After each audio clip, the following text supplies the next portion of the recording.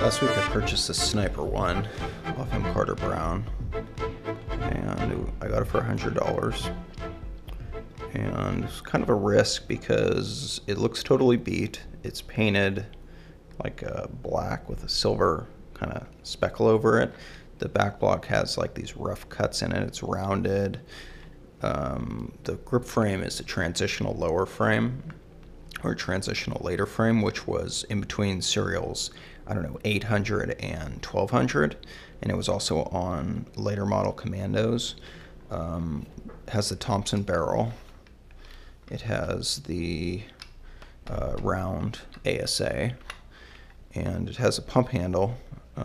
Sniper 1 pump handle, has a welded feed neck, a longer sight rail than normal, and it has later style Sniper 2 grips, and it has the UMB stock wire stock mount. So I wasn't really sure what I would be getting with this, but now that I've received it and I'm looking it over, I can immediately see hole in the pump handle right here, which means it's in very early Sniper 1, serial number under 100. The welded feed neck means it's likely a serial number under 250, because after 250 Bud was press fitting them. The stamp on it right here says patent pending, which is on serial numbers around usually under 100. Most of them will say WGP patent pending, actually. So it's obviously a very early body. So I started kind of scraping off some of the paint. Kind of comes right off, and we can see the body's been sanded. So that's too bad. It kind of makes it almost junk, but it's still a cool project. And then I started trying to remove the paint around the serial number, and I can see the serial number now. I loosened the ASA a little bit. We can see the serial number now. The serial number is 11, so that's pretty cool.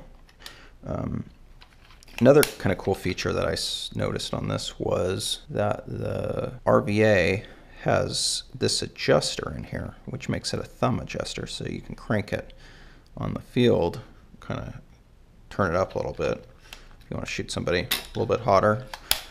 Early back blocks, which I have another example of. So we can see, here's two of them right here, and we can see that the RVA sticks out a little bit. This is kind of a weird one. Not really sure what's up with it, but I don't know, prototype part or something. Very cool. We can compare it to this one and we can see what's been done to this one. Rounded in the back, had a couple of little windows cut in it. Serial number 11, which also brings me to this. This body right here is also serial number R11. This is a reversible feed body also. I don't have a reversible feed neck right here, but Bud had told me that our serial numbers were consecutive with his whole run of bodies. But looking at this body, I'm not sure if that's the case, because that would mean that these two guns couldn't both have serial numbers of 11. This one also is WGP R11. So 11 and WGP R11. Very kind of bizarre. The reversible feed bodies were supposedly made from the CNC bodies that Bud had that were blems. According to Bud, he said that the feed neck crept back further and further with each body that was cut, and he turned most of them into 62 caliber bodies, but he also turned some of them into reversible feed bodies, which is kind of cool, kind of neat. But yeah, kind of crazy.